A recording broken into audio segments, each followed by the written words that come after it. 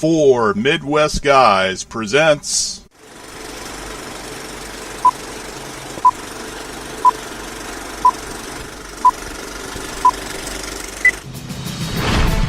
Where should I go? What should I do? Frankly, my dear, I don't give a damn. Do you expect me to talk? No, Mr. Bond, I expect you to die. Here's Johnny. I have come here to chew bubblegum and kick ass. And I'm all out of bubblegum. Good morning, Vietnam! I am the father. 2017 Film Expectations. So let it be written, so let it be done. Hello, Internet people. This is Four Midwest Guys. We're doing a 2017 film expectation and review, or preview. With me is my brother, Brian.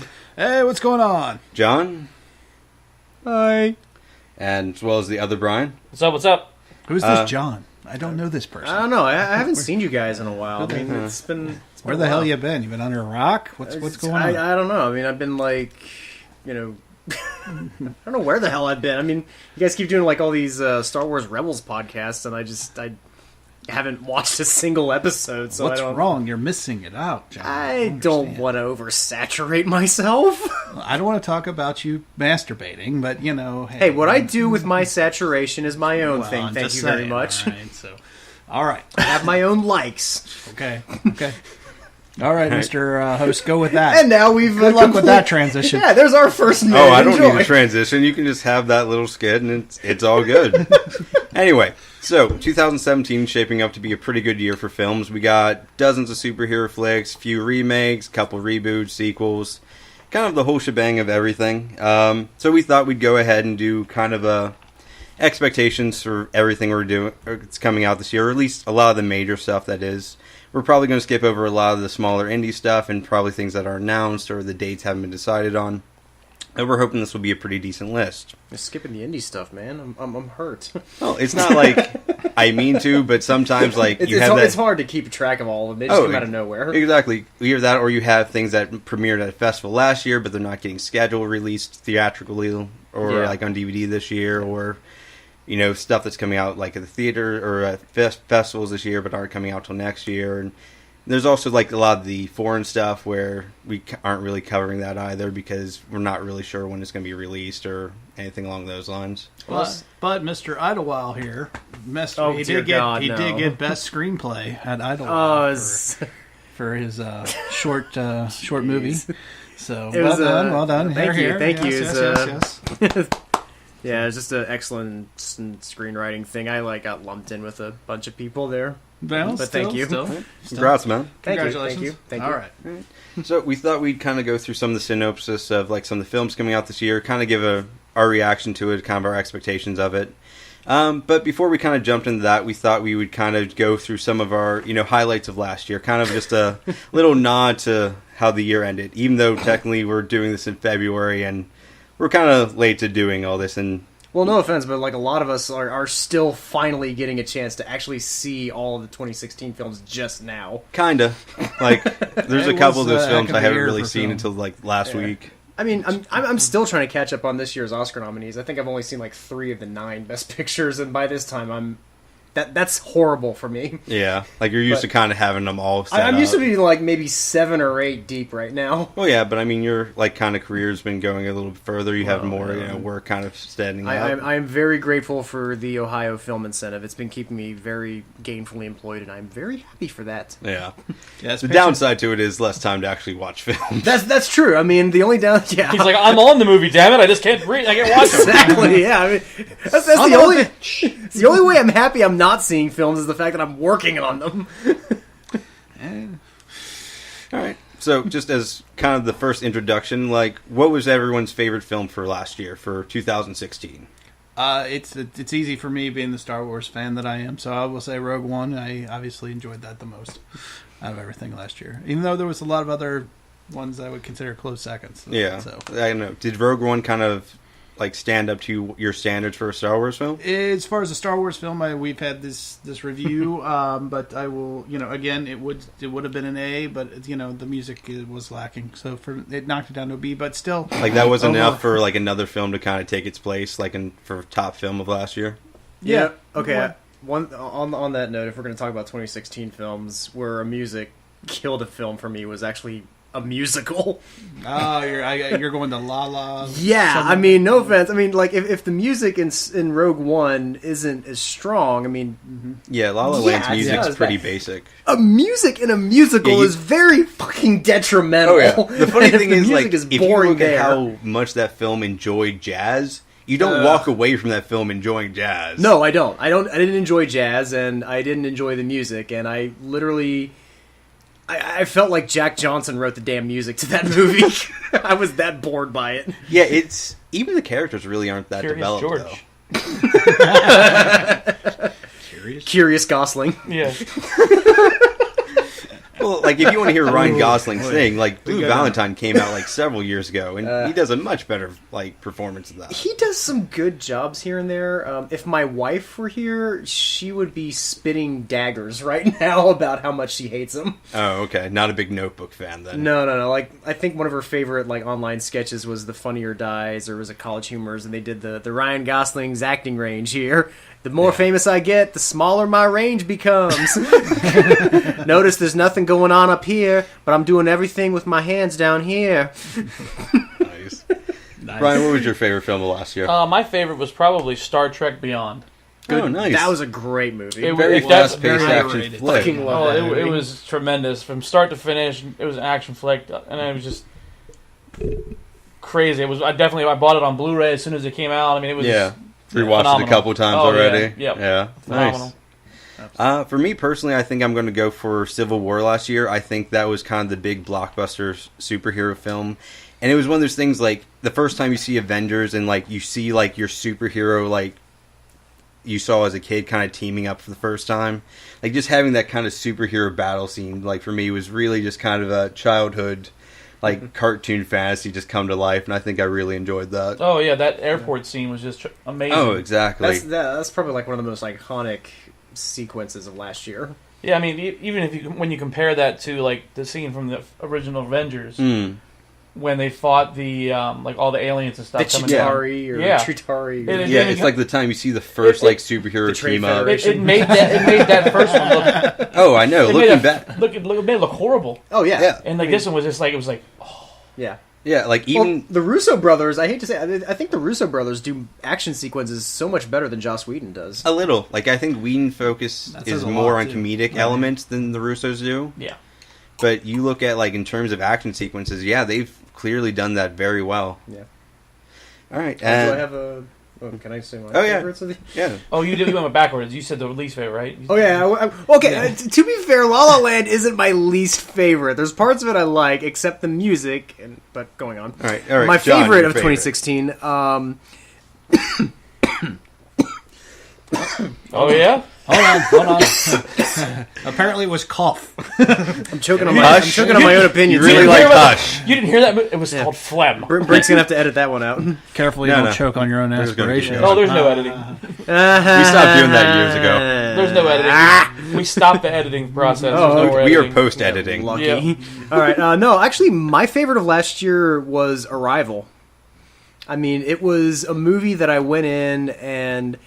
To me, science fiction is something that it's like to really get a good science fiction film, you got to go to like the Isaac Asimov, the Ray Bradbury roots of, cautionary tales of advancements in technology, and this was a really intelligent, thought-provoking science fiction film, and I went in expecting that, but by the time I came out, it was something so much emotionally deeper and emotionally grabbing that I don't want to spoil it for anyone that hasn't seen it, but it just, the way that it uses editing and narrative structure is really kind of cutting edge. Because, I mean, in all the stories that I write that I kind of play around with, like, time jumps and narrative structures, this is a really hard thing to do, and they pulled it off flawlessly in this movie. Because, I mean, you have to walk that balancing line between having an interesting narrative but not confusing the audience, right? Yeah, I mean, some audiences might be a little confused if they don't,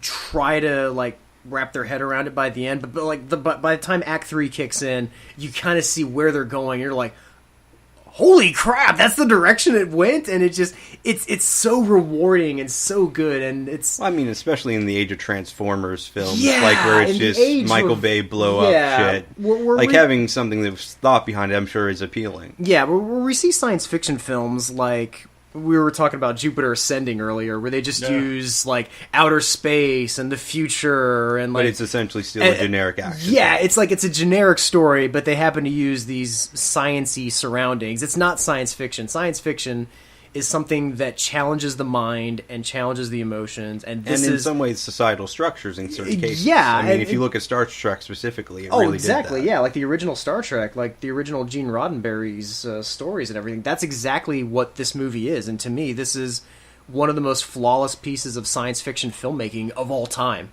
Like, it deserves to be up there with The Day the Earth Stood Still. Wow, nice. I'll have to the check that original out. or the remake? Oh, fuck Jaden Smith. The original. The original that came from the guy that made West Side Story. I knew that would get him. Oh, God. If there was ever any reason to blow up the world, Jaden Smith was it. Did you not like his version of Karate Kid? It's okay. Actually, you know what? I Back did. it down from Okay. DEFCON 1 there, Johnny. It's okay. Actually, I did. I said I liked the Karate Kid remake. Okay. All right. And probably for the bit the internet will all like, let's move on to the least favorite films of 2016. Oh, yeah, because everybody loves to hear about what people hate. Oh yeah, the internet runs on hate, so let's right. give it a little bit of fuel, keep the internet I'll going. start the hate mongering, I Let guess. the hate flow. Use your aggressive feelings, boy. Only because I had high expectations, I think, going in. X-Men Apocalypse was a real letdown for me. Real letdown. It had some good moments. I mean, we all but kind of enjoyed the Quicksilver scene. the Quicksilver scene was Oh, the yeah, the highlight of the Quicksilver whole scene was- movie, though, Yeah. for me. And when you have such an iconic character as Apocalypse and such an iconic, I don't know, from my childhood and just watching the cartoons, I was yeah. expecting I mean, like- so much more I from mean, that movie. because He should have been taller. Should have been bigger. He was like dwarfed by Magneto in that movie. Well, it's because he was a little. fighter pilot in Jedi. it doesn't have to be large. So who rules the planet first? Do you rule the planet first? Do I rule the planet first? Who goes first here? Who talks? It was not only that, but they actually did like the big mask, like from the cartoon, and they didn't use it. They went with just him and his natural makeup, which is There's fine, also but some the weird rest of editing to them- that as well. The whole Like- thing, it just wasn't well done. Yeah, It I was mean, we gave thrown together. DC films this year a lot of shit about their editing, but if you look at that, it really did have some flaws in that area as well. Oh, definitely. Well, Yeah. and a lot of it's Bryan Singer too. Yeah, I mean, especially once you try to revisit the Apocalypse, or not the Apocalypse, the Phoenix arc that you kind of already kind of screwed for the over. second time. I mean, Exactly. it makes And you for wonder the if he's third going to ending of not it. do the next X-Men film. Like the second he starts the Phoenix Saga, he's going to like jump ship again. Well, he's supposedly signed on to pilot some sort of like X-Men TV show. Yeah, they're moving it to the small screen. Yeah. it's going to be That's my House. theory. I It's don't going to think be you're House gonna... meets X-Men. Yeah, I think they're So it's going to start off. He's only going to do the pilot, so it has to start off with the Phoenix Saga, like from the get go. And the whole Phoenix Saga will take place in the pilot. Oh yeah, Like and- beginning and end. Yeah, it shows the beginning of it. It shows the ending of it. Then you move on. Next episode, that's the next person's problem. That's Gotham's thing. They love to do two arc episodes, but They do, yeah. Oh my god! Wow. Really? Is that the direction the show's been going? Actually, it's got really good, to be perfectly honest. But It varies. but still, they like it's to a- do 2 episode ones. With Gotham, you really have to walk into it with just being, this is an alternative universe Batman. It does not have the same rules as the other universes. Yeah. So what was your least favorite 2016? So I'm sure there's a lot of films that could go in this category, except I never watched them because they look that bad. But the one I did actually stop to watch was Popstar, Never Stop, Never Stopping. And I fucking I'm hated it. disappointed. I like Andy Samberg. I haven't seen it. But... Oh no, I actually think he's funny. Like I like a lot of his like sketch like kind of things that kind of gone up online. Like, I'm a huge fan of Brooklyn Nine-Nine too. Yeah, that also looks funny. I just never gotten the how to sing it, but I just the documentary style of how they try to do that and just going for that like thing like character for like 2 hours. It just dragged on my nerves. I actually couldn't finish watching it. And just because it just was so bad. Like, don't get me wrong, I'm assuming Trolls was worse, but I never saw Trolls, so I don't know. Trolls or oh, you mean the animated movie? I thought Yeah. you were talking like Troll 2. No, I'm Which talking that would about be a great animated kids film right there, is to animate Troll 2. possibly. Like it's a fun little sci-fi romp for the whole family. But no, just I'm sure Trolls I guess it was DreamWorks or something. Yeah, it I was don't- DreamWorks. I'm sure that's worse, but I never actually could get myself to see it. I heard it was okay. Yeah, I don't know. I can see though what you're saying though, Aaron. I can only take Andy Samberg in small doses. I don't know. So. Like I actually think he's Yeah. funny. It's just like Yeah. it just I'm didn't telling you, appeal to if me. you watch Brooklyn Nine-Nine, it might turn you around. 'Cause Yeah, that but show is that- actually really funny. You kind of have the I'd say supporting that's- yeah. cast to go with that in Brooklyn Nine-Nine. Yeah, as you well. got a great supporting cast. That's what makes the show, is the fact that Like- he knows to surround himself with really funny. But like, you really Terry look Crews at is Pop Star hilarious. Never Stopping doesn't really have that to the same extent. Like it really is just really heavily focused on Sandberg just the entire time. Brian, what was your least favorite? Tie between Ghostbusters and Warcraft. Two movies I can actually oh say I my have not seen. God. I'm glad I did not see Ghostbusters. Ghostbusters was awful. You did not like the reboot. You Okay. did not like Now- Thor now, so- as an because- assistant. So, I mean, it was just- so we're treading dangerous waters with this one because of like what was awful about it. The movie. Like I could care less. I could care less who it was. It was just awful. It was just awful. Well, I Like, heard the whole So the, even if it was writing guys, it was, would still be awful, yeah. right? Even if you put guys in that role, it was still awful. Like the only saving factor was what's his name that plays Thor. Chris Hemsworth. Really? Like that Yeah. was the Yeah. redeeming thing? That was Like that looked in the actually pretty trailer, fun. that looked pretty bad, actually. I mean, the part where he doesn't wear lenses in his glasses because they kept getting dirty. I mean, I laughed so hard. I laughed so hard at that. Such a stupid joke. Oh, I know. Like everything that he did in that movie was just so stupid. It was just like, oh my god. But that was probably like his little comedic interjections was probably the best Well, part of that I mean, movie. essentially, the entire cast is more or less from SNL, and it, And I think that's Yeah. why I didn't like it. It just felt like that it was SNL. like it was just a like- long SNL skit. Yes, it did feel that way, especially with what's her name, the Kristen tall, Wiig. No, or- no, the tall black lady. Leslie Jones. Yes, Yeah. she was. It's hard to watch. She's funny in some of her skits, but Yeah, she's- it was hard to watch her in that movie. Well, Kind of the 'cause same reason I don't like watching Pop Stars. Yeah. Just watching Andy Samberg the whole So, time. yes, So my experience watching just the trailer, and maybe you can like help me out here. It seemed like when they went for the jokes, like when they actually had something that was funny, they just kept going on and on. Like beating and the dead horse. oh, they, yeah. they beat the dead horse and then pulled it down the road. I mean, it was bad. So it was a failure of the male director and writer and editors Yeah, that yeah, I mean, failed the I women mean- in the film. I mean, it was just a bad movie. And then Warcraft, Yeah. like it looked good on the trailers and stuff. Yeah. And some of the fight scenes and stuff looked pretty cool. But I don't know. I just couldn't get it It past. seems like was it really didn't focus heavily on story, though. Yeah, No. Like from the trailers, it really looks just like Yeah, I mean- CGI. This is a fan film. Yes. Go fans. Buy our Warcraft stuff. is like everybody joins in online and brings a bit of themselves to the characters. I mean, how are you going to do that to... I mean, it's it's like when they essentially- made Dungeons and Dragons like That- 16 yeah. years ago. It's one of the same problems. Like you have that thing where you're kind of building yourself in the universe, and then being like, "No, these are our characters' versions on this." So was it... It would have been better if they had actually drug real people into the movie or something like that. Like, Well, I don't it's really just- think you can. like No, I mean, it's just those- no, I mean like Portal people. Like are actually playing the Warcraft game or something. I mean, That'd that been a better. might have been interesting, but yeah, this was just like it was just. I don't know. It was Yeah. So maybe if bad. maybe if they made like a 2-hour version of that South Park episode where the kids are like just getting more and more zits Dude. as they're like more And batter. on the games. It's like, hooray, we won! Yay! Well, either that or they had the South Park game where there was like kind of the Game of Thrones joke sort of Oh, thing. the where stick they're- of truth. Yeah, where they're doing like D&D RPG LARPing thing. Oh, like that game alone could have been an alright movie. Like, just because that was amazing. All right, so, John, what was your worst film of 2017? Okay, so 16. I've... Okay, Oh, 2016. 16. Okay, My so I have a bit of a tie here. Do you guys consider documentaries to be the worst? I mean, because I've got one documentary that made me, like, actually throw stuff at my TV when I saw it. Okay, what was the documentary? It was called Vaxxed. It's a movie It's an about... anti-vaccine. It's an anti-vaccine movie, and it is the most Okay, so it's aggressively dangerous movie to watch. So it's propaganda. It's the worst propaganda. Like, if anybody does any bit of research on the facts that they quote, film. Yes, you could bump this entire film. This is a movie that it's dangerous. It is dangerous to exist. Okay, so you hate that movie for the propaganda it's spewing. It's just okay. It's the same reason that I hated Michael Moore's documentaries, like Bowling for Columbine and Fahrenheit 9/11. Like, to me, I thought Bowling for Columbine was a little better than Fahrenheit. But it's a little better. But it's the fact that, when you skew facts towards your own perception, and like you have the people being interviewed actually actively say, that's not the context of what I said. You re-edited me just for your own purpose.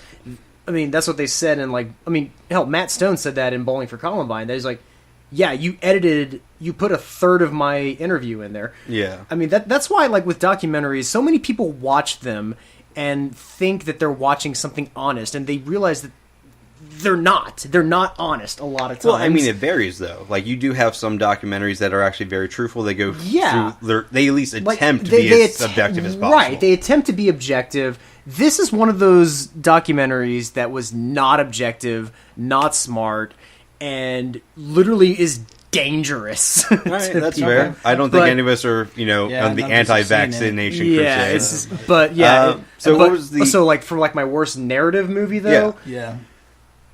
I think it currently has a 0% on Rotten Tomatoes right now. Like a 0%. It's called Shut In with Naomi Watts. Shut In? I don't think I've heard of that one. I actively go out and try to watch horror films just because, I'm trying to write a horror film. I want to see, what's out there. I was like, okay, I heard this is bad. I heard this is okay. I want to see what works, what didn't. There is nothing that works in this movie. Yeah. This is one of the most... I mean, it is an obvious Shining ripoff. Like, there is a scene, like Oliver Platt is basically the Scatman Crothers character of The Shining. And he just drives up, he's literally there just to, like, get murdered in the end. And it's so awful. The plot twist it takes, it makes no sense. It is dumb. It is a waste of talent. So it's a M. Night Shyamalan form of plot twist. Which is ironic because Shyamalan's actually making a comeback. Well, yeah. I think when we actually get to 2017, we'll include the current film. But, he had quite a few films like Lady in the Water where it was just... Oh, my God. Like, I hated Shyamalan for so long. Because, watching... watching The Last Airbender in the movie theater, I actually akin to, like, dying. Like, watching, like, if you could feel... I couldn't finish watching it. I had to sit in the theater. I watched 10 minutes of his adaptation of The Last Airbender. I was like, this is bullshit. Like, I was grabbing the handles in the theater watching The Last Airbender. My wife was, like, watching people, was like, don't yell, don't yell, don't yell. So I'm, like, grabbing the handles and just, like, rocking back and forth and just... And she's, once it was over, she's like, okay... What do you want to say? His name is Alan! God damn it! Quit mispronouncing it! Whoa! I yelled when it was over because you made the Canadian cartoon sound more Asian for the hell of it. Okay, even though it's already Asian inspired. Poor Midwest Guys is not responsible for those of you who have just gone deaf. Digressing from that, Shut In is just... If you want to define bad in a movie, bad is in the absence of good. Like, at least in X-Men Apocalypse, you could say there was the Quicksilver scene. Mm-hmm. At least in, like, Ghostbusters, you could say there was Chris Hemsworth. I can't think of a single redeeming good aspect of this movie, except for the fact that maybe people got employed for a short while. That was it. That's a plus in its own way, I guess. That's a plus in its own right. Just not from a viewing point of view. Right. From a viewer's point of view, this was a waste of effort, time, and just everyone involved was wasted on this film. Fair enough. Have we all gone through the least favorites? Yeah. Yes. Okay. Yes. All right, let's transition to most underrated film of 2016. Your pick can either be critically or financially underrated. Brian, would you like to start with this round? I think The Accountant. The Accountant? Yeah, with Affleck. That's a good choice. Yeah, was it good? I didn't get a chance to see that one. Like, I didn't hear anything bad about it per se. Yeah, but it just never got any good reviews. It never got any good pops on the TV or anything. And it wasn't advertised well. Yeah, but I watched it and it was like, oh, honestly, wow. I don't even remember hearing about that one coming out. Yeah, I heard about it coming out, but I just remember it was like a blip on the radar. And it was actually pretty good. Cool, John. As far as like financially, I'm gonna stick with my horror genre because that's what I kind of snuck away from my wife every now and then last year. Ouija: Origin of Evil, because the original Ouija movie was such garbage that I think everybody stayed away from the sequel, and the sequel is brilliant. Really? Is this about a Ouija board or something? You know, it's so good. Like, my daughter said, I got to be honest, I can't believe that's actually a good sequel. No, the trailer exactly. For it looks yeah, horrible. no, the trailer's horrible. The original's horrible. But if you watch it, it's like they actually put some effort into this. This is, a well-made, well-thought-out, like they planned their horror sequences really good, and it was so much better than the original. The original was garbage, but I think people stayed away from this one because of the, because of the original. I mean, give this one a chance. If you like horror films, it's worth checking out. Yeah, with most sequels, if you don't catch the original, you really don't have an incentive to kind of get into it. This is one that you don't have to watch the original. In fact, I say avoid watching the original. Just go straight to this one. Make the franchise off of this film. All right, that works. Brian, what was your most underrated film? Actually, I want to go kind of something that, it was, if you liked Lethal Weapon movies and if you liked that kind of buddy cop kind of genre, I would recommend Nice Guys. Oh my God, yes! Yeah, it was pretty damn good. That is... Yeah. Oh, okay. It got some critical acclaim, but it really never did well financially. It did not do good at all, really. That is a good Ryan Gosling film right there. Yeah, I was going to say that. I was just like, you should have Stephanie watch that one. Yeah, I really pretty good in that one. But then again, for what you described as his acting style, it's the perfect kind of movie. Yeah, with some actors, you kind of have to put them in that role. Like, you kind of... It has a narrow range, but they do that range well. And I kind of want to watch Russell Crowe as like a smarmy bastard. It was like a modern take. It was like a modern version of Lethal Weapon to me, and I enjoyed it. Oh, it's from the writer of Lethal Weapon, too, Shane Was Black. it? Okay, well, there you go, then. Yeah. So that's exactly what I had some similarities from the get-go. Yeah, Kiss Kiss Bang Bang, Lethal Weapon, it's all there. The buddy comedy crime film. Yep. Right. Did you get a chance? Yeah, he started off. I started. You did What about you, Aaron? For me, I think my most underrated film was Cafe Society. Because you look at how well La La Land did, critically, and you look at pretty much Cafe Society came out last summer, has borderline the same story. Don't get me wrong, you do have Eisenberg more or less playing a character as Woody Allen playing a character. Like, he's playing Which is fine, because when Woody Allen directs a film, he directs people to act like But, that. you more or less have the same kind of setup, just you look at Cafe Society, it doesn't have the musical components, and it goes for the more subtle ending, even though they have the exact same ending. So is Jesse Eisenberg like a jazz musician in this one, too? No, but by the halfway point, he moves back to New York. He owns, he runs, his brother's, nightclub. Oh my God, for the people worried about the Woody Allen plot twist that listen to our show. Somebody out there's going, God damn it! That's it! Screw these four Midwest guys! That was on the top of their queue. You see them, you have to grab their remote, they're like, stop. Yeah, well, I'm sorry, we probably did spoil that for you if you haven't seen it. If that was next in your queue of films you're going to watch, then we just totally effed you over. My bad. But yeah, there's a lot of parallels. It still has that... He moves back? Damn it! But you look at, it has that kind of nod to old Hollywood thing, which Hail Caesar also did at the beginning of the year, which also did it so much better than La La Land. So many movies did so much better than La La Land. Yeah, there was 3 films because they weren't musicals. It's not even that there weren't musicals, it's just... they all 3 had that kind of nod to old Hollywood sort of thing, that kind of romanticization of the past. And honestly, I think La La Land did it the worst. Yeah. But at the same time, you look at Cafe Society, it has a very similar love plot. The ending's very similar. I just think it did it more subtly, and it did it better. I think I'm going to check that one out now. Yeah, it's not bad. Don't get me wrong, it has its slow moments, but I think it covers the story a little better. So, what was the most film you were going into 2016 not expecting to be much, but really kind of outperformed your expectations this year? John, you want to go? Yeah, I'll kind of kick it off. I was excited when I saw the trailer, but where it went from there actually exceeded my expectations. Was 10 Cloverfield Lane.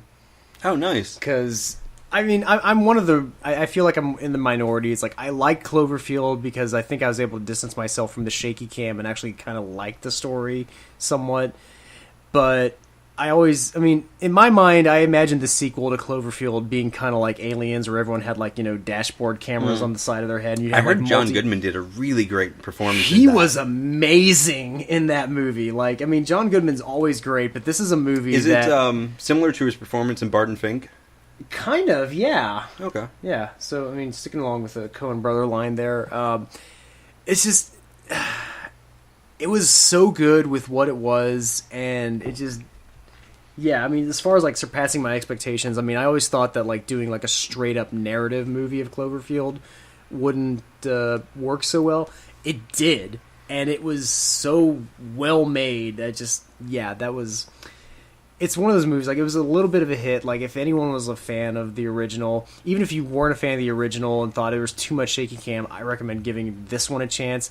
There's a tripod that's used in this film. Like it's not just Blair witching it all up over the place. It's not like, your cousin grabbed the camera and was like trying to use the zoom in on it. No, there's a tripod, there's an actual film crew behind this, and there's great performances. It's really intense. I recommend it, and it defied a lot of expectations. Nice. Brian, how about you? Yeah.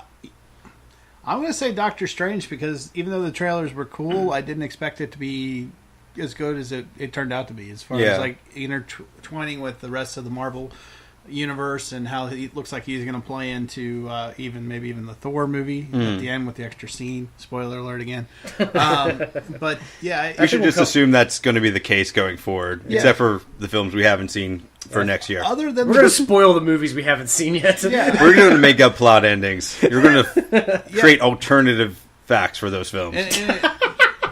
The only thing, and I said this in our review, the only thing that I was disappointed in was the bad guy. I didn't like Mendelssohn's performance. I expected more out of Mendelsohn, but other than that, I still really liked his performance, to be honest. That's kind of like the Marvel criticism, like with the cinematic universe, that their villains aren't the most memorable. They're so heavy on the hero, there's no time for the villain. Yeah, they really set up as just plot points for kind of allowing the hero's story to kind of work out. Right. So, I think for me, I'm going to go with Star Trek. Like, I was not expecting to go that's into a good one, that film, like just how fast paced it was, like especially like it's not that I didn't like the reboots at all, like they were fine films, but you really go into this one this year and it's just so fast paced and it's just such an interesting plot line, and like I really just enjoyed it. And unfortunately, it did not do as well in the box office, and they're talking about rebooting the whole damn thing again. Really? God damn it! No. It's not Spider-Man. You don't have to reboot it every 3 years. And I think and I think that if you're even the mild Star Trek fan, even if you're not, I recommend go watch this movie and support this movie because absolutely this crew, this cast. Even these writers deserve another shot. Oh yeah, even just like the director of it, like the transition from Fast and the Furious to that was amazing. Justin Lin is like a lifelong Trekkie. Like he grew up with the show. He's been in interviews talking about how much he loved the series and loved what it was about, and he brought that love with his vision. This is what an artist is supposed to do. He brings his childhood passion with his his kinetic vision and made probably one of the best Star Trek movies ever. Oh yeah, Yorktown, especially the space station Yorktown. Oh god, wow! Started on that was groundbreaking for anything. I'm sorry, any kind of science fiction. The production design on Star Trek Beyond was so much better than the fucking production design on La La Land. It's really just gonna be a night of saying shit about La La Land. I'm gonna kick La La Land in the balls as much as I can throughout this show. Brian, what was your that movie. most unexpected film for this year? My most unexpected was the other Chris Pine movie, Hell or High Water. Oh my! Oh yeah. That was I was really surprised at how I have not I liked even that heard movie. of that. That is the Best Picture nominee this year. Is it? What is Hell or High Water? Go ahead. It was the brothers. Ben Foster and Chris Pine. Or? Yeah. And they are.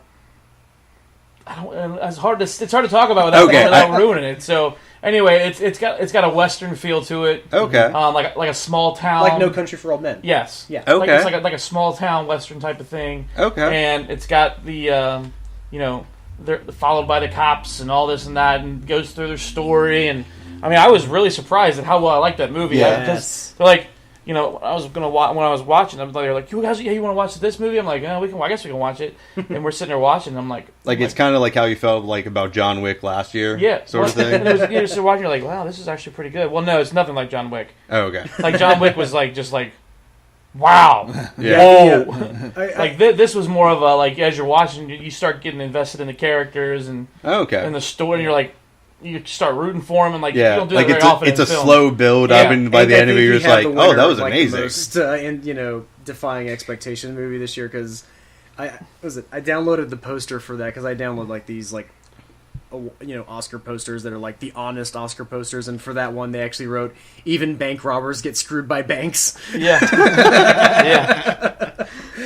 Nice. So it's really good. Yeah. I got a backup bank on that one. That was a fantastic movie. Nice. All right, so moving on to our actual expectations for next year, we'll kind of go over some of the synopsis.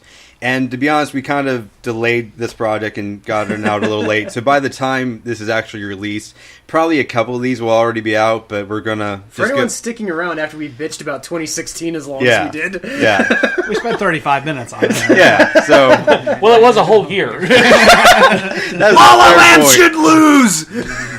But anyway, some of these films are going to be out, but we're going to kind of talk about them anyway, just as a general kind of expectations, because I still haven't seen most of these. Yeah. So first on our list is Split, which is coming out January 20th. It has three teenagers that are kidnapped by a dissociative personality patient. I guess the main... It's actually directed by M. Night Shyamalan, who I normally hate. As many of us. But it's actually playing James McAvoy, who was Director X in the last X-Men film, and it actually looks like a good film, which I don't know how to feel about it. From the trailer alone and just watching McAvoy act out all the different personalities in the trailer alone, and you only get to see 2 or 3. Yeah. But it looks intense. I mean, my daughter saw it with her mom, and they both said that he deserves to win an award for his performance in that movie. Like, I really think that's what's going to carry the film, They said right? it was, they said it was amazing, and they said it was suspenseful, and they actually both really enjoyed that movie. And there's a twist at the end. Like, I'm not going to bring. Oh my God! Really into Shyamalan? Yeah, but twist. But it's not that kind of twist. But it actually makes sense. It actually makes sense. It actually makes sense. It's not like It's like, not it's like actually interesting. It's today. not just, well, that was fucking stupid. Right, exactly. Yeah. Not one of those. It's an actual like twist. Like it links it into another movie, and you're like, holy shit. Yeah, James McAvoy, I've loved for a long time. I think he's a fantastic actor, and the psychology minor in me, when I saw the trailer for it, just went, oh my God, that's not how fucking split personality works. Well, but then, his performance is amazing in that. Well, it's like seeing psychology in any film. Yeah. Like, it's always going to be misrepresented. Yeah. Like, you had Lucy a few years back where you only use 10% of your mind. That's not real. Yeah, you're just like, that's I stupid. like that movie. It might be a good movie, but it's a stupid premise. But, for a dumb premise, it's a good movie. Yeah. But... yeah, and I think the other thing is like that movie was released how many weeks ago, and it was been number About 1 for 3 weeks. Oh, has it? I mean, the fact that a movie has been number 1 for more than a week in January is actually a very rare feat. Well, I mean, especially for kind of a suspense film. Yeah. Oh yeah. I mean, usually they only last for a couple weeks at a time, I'm sure. It's also, I mean, Shyamalan's budget has been cut drastically. Have you seen this movie yet? No, we haven't. I haven't either. I haven't, but I've been working on sets too much. Did anybody read the reviews of it? No, I haven't. The reviews have actually been pretty good. It's an expectations thing. I didn't feel like I had to. And you didn't. Nobody's know what the twist is, right? I don't know what the twist is. I think you've mentioned it to me, but I wasn't going to bring it up. Yeah. I mean, the reviews have been really good for it. The fact that the movie has made nearly $100 million against a $9 million budget.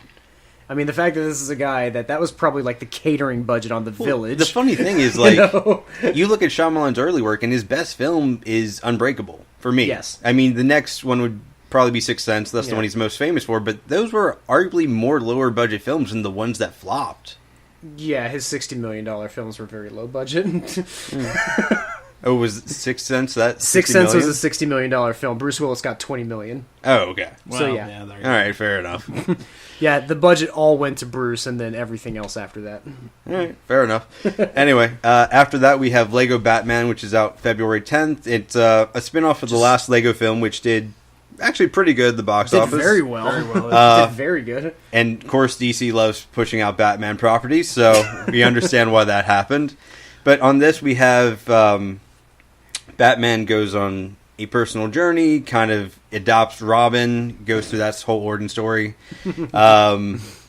And you have Will Arnett reprising his role as Batman. You have Michael Cera kind of joining as Robin. And who was it they had cast for Barbara Gordon? Oh, God. Because it's she's pretty well known. Like, she's done, like, the Daredevil, like, show, right? You're going to make me look this up now, damn it. I thought I put it in the notes. Hold on. I'm messing shit up on my own. Yeah, we don't have a whole lot of notes as, like, who's in it. We have Zach Rosario Galifianakis. Dawson. Yep. Rosario Dawson, yeah. Yeah, and we also have Zach Galifianakis as playing the the Joker.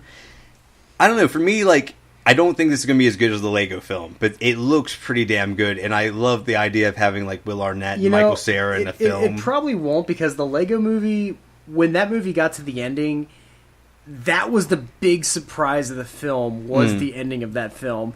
And with this one, I think what's going to... You can't really do that, no. Yeah, you can't really do that, but I think what's going to carry it over is just kind of the stigmas of Batman right now, and I think the Will Arnett character in the Lego movie is actually going to make it so much funnier, because it's like, oh yeah, Will Arnett's a better Batman than Ben Affleck. Well, it's one of those things, like, is that a character that only works in small chunks, though? Because, like, if you have a thing where, like, you're dealing with that personality for an hour and a half, that might start being more grating. I actually might like an hour and a half punchline of Batman v Superman. It does seem to actually mention it a little bit in the trailer. So I think that could only work. took it 40 minutes to find it, folks. I'm proud of you. You're coming back. It's not my worst. It wasn't my worst of the year, but it still sucked. I thought it was coming too. It still sucked.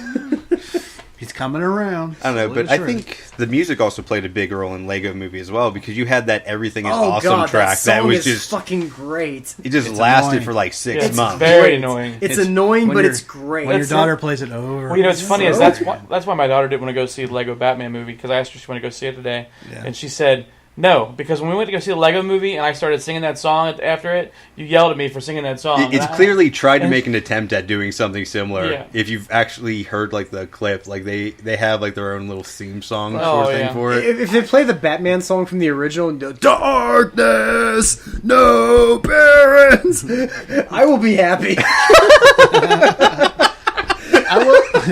I will say one thing as a parent though. If you get these kids movies, and sometimes you take your kids to these movies, and you're sleeping through them. At least this one looks entertaining. And anytime they can come up with a kids movie that's something I can at least laugh at occasionally, then it's a success. At least it's not. It looks like it's at least amusing. Like, as someone without kids, I want to go see it. Like, it's not like Trolls where I'm just like, I hope it burns. At least it's not Planes 2. True. Or Cars 3, which we'll get to. We'll get to fucking Cars. So, I don't know, is that it on Lego Batman? Yeah, I want to see it. It looks cool. All right, cool. All right, so after that we have John Wick Chapter 2, where Keanu Reeves reprises his role as John Wick, a assassin forced out of retirement. I don't know, like, I think I heard about John Wick originally from Brian, and I was amazingly surprised by how good the original was. Yeah. Like, I was not expecting that from a Keanu Reeves movie going forward. No, that one was really good, and I'm curious to see if they can recapture like the same essence of it, like the same like speed and like. From everything I heard, they did. That's cool. I mean, I've seen some of the little behind the scenes stuff, like how he trained for it, and I've seen some of his interviews for it, and it looks like they were able to do it, but it's just one of those like I don't know. Like, I don't know. Always kind of hesitant with one of his films. Yeah, but at the same time, like, I think part of the appeal of the first one is just like you didn't see it coming until like midway through the film, and you're just like, oh. And that could be what happens here. Like, you don't know. It's like, oh, can they recapture? It's like, have you not seen John Wick? I have not seen John Wick. I haven't either. That's on my list of like 2014 movies I've really wanted to see up there with Snowpiercer. Although you guys have got me excited about it. I am so stoked. I really want to see John Wick. I do too. We should go watch John Wick. Yeah. You can watch John Wick and then go to the theater and see John Wick. I think we should do that. Yeah, we should definitely have a John Wick double feature. John Wick night. It's a Wickathon. It's a Wikipedia. I don't don't know. Just as long as it doesn't make us Wiccas. Oh, whoops. Whoa. We're Wiccans. we're fans of John Wick. I mean, what the hell? It's fine either way, but, it's whatever. It's whatever you're into. I don't know. Like, at least the trailer for the second one does at least look at it's kind of in the same fast-paced journey. Like, it doesn't look like it's deteriorated in quality, at least from that. Yeah, it kind of looks like a real-life Matrix. Kinda. Like the way it's shot. Like, if you don't see the ones and zeros in the background with the green. Yeah, you don't see that. You don't have the slow-mos as much. Right, but it does look like... It's very similar. As long as I don't have to have like an hour and a half of like a rejected philosophy course before my first action sequence in the movie. Fair enough. All right, so after that we have A Cure for Wellness, which comes out February 17th, starring about a young executive sent to retrieve his company CEO from a mysterious wellness center, and it has kind of a creepy vibe, asylum sort of thing. Kind of like if you took that John Kellogg movie and then just made it super creepy. You know, it reminded me from watching the trailer, Shutter Island. Yeah, a little. Yeah. It is actually really similar. Which it is not bad. I mean, this is actually from the guy that directed the first Pirates of the Caribbean trilogy. Really? Yeah, this is. I would not have picked up. This from is that a Gore on the trailer at all. Verbinski film, and he actually got his start in filmmaking from the very first movie, The Ring. And that's actually what said like the remake? original with Naomi Watts, like 2002. Okay.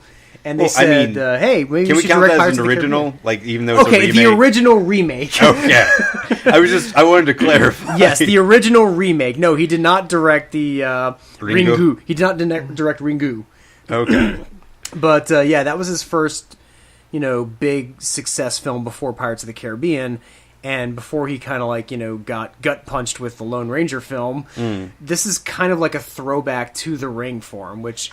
Well, I mean, I imagine it's kind of hard coming back from the Lone Ranger, which was not really well reviewed either critically or financially. It's a bad I know. It's one of those films like... horrible. It wasn't horrible. I never saw it. I really don't know. I watched the movie. I mean, halfway through I went... Does this guy hate physics? Like, does he actively going against physics in movies? I don't know. I just kind of went along with it as being it's the Lone Ranger. And that fucking crow on his head, though. It was shit. Who cares? It was a dumb idea. It was just a fun movie. That's how I went into it, though. Yeah, I me too. Look at it any other way. But do you guys think this sort of kind of creepy, suspenseful sort of film can do well in early February or mid-February? Okay, you know what? I'll say this from a personal standpoint. I would like to see what a haunted medical facility does in the box office.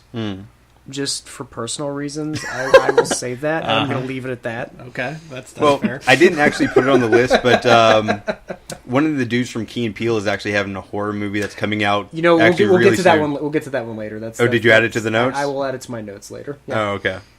All right. So after that, we also have Logan coming out March 3rd, which is the third Wolverine film with Hugh Jackman. Takes place in depending 2024. on how you view the other X-Men films.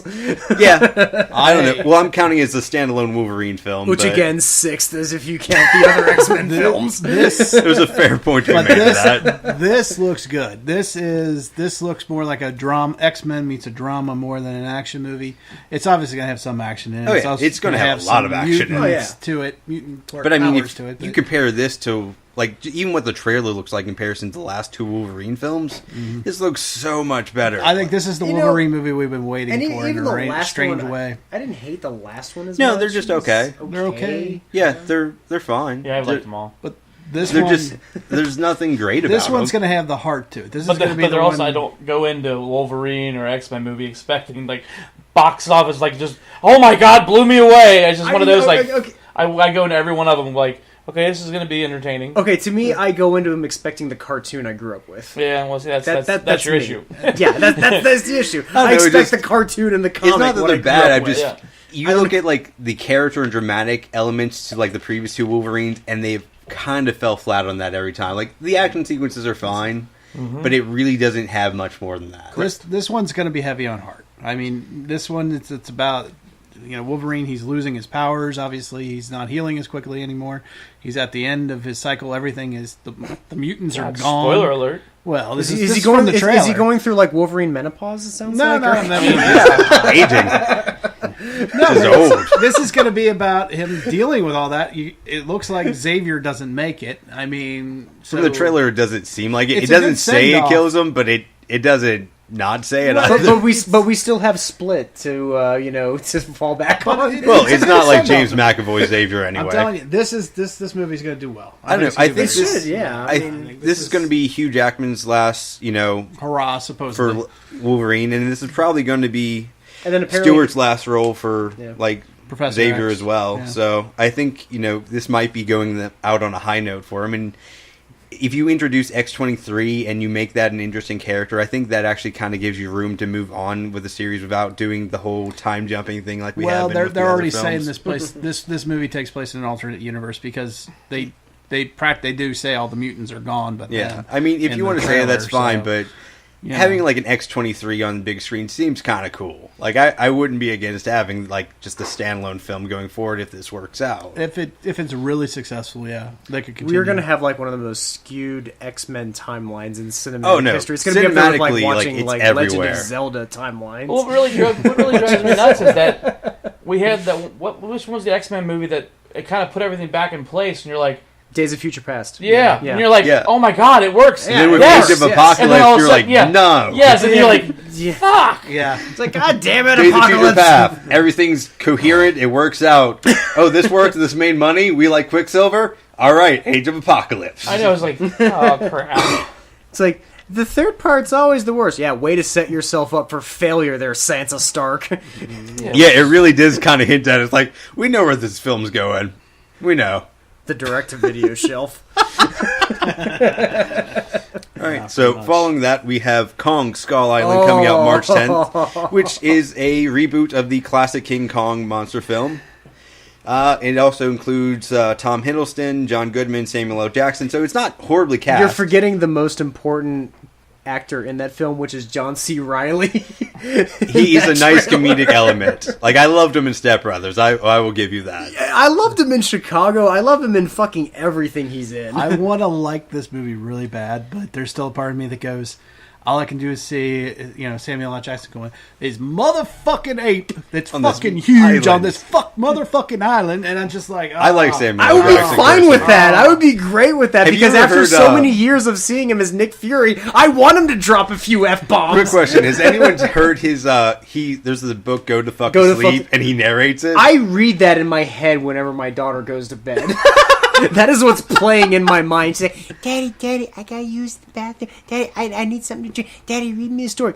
Go the fuck to sleep. I don't know, but I think with this, like, It's what I want to I'm say. actually Yes. interested to see like Love this you, as a Eddie. reboot. Like, it looks legitimately It good looks and really interesting. good. And Like it looked. I really liked the entertaining. last King Kong movie. I Did you? did too. I the like one with Jack the Black Peter in it? Jackson Yeah. film. I like that one too. Yeah. I love that movie. Yeah, me too. I own it, and I I watch own it. and I I watch it honestly- every time I- it's on TV. I have don't the even extended remember it, to cut. be I have honest. director's notes. I mean, that was a movie that when I saw it, the director put every bit of his love of the original on the screen. It was well done, and I loved it.